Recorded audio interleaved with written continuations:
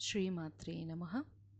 श्रीलक्ष्मी सहस्रनामस्तोत्रम्। जया च विजया चैव जयन्ती च पराजिता, कुब्जिका कालिका शास्त्री वीणा पुस्तकधारिणी, सर्वज्ञशक्तिश्रीशक्तिर्ब्रह्म विष्णुशिवात्मिका, इडा पिङ्गलिका मध्य मृणालीतन्तुरूपिणी, यज्ञेशानि प्रथा दीक्षा दक्षिणा सर्वमोहिनी, अष्टाङ्गयोगिनी देवी निर्बीजध्यानगोचरा, सर्वतीर्थस्थिता शुद्धा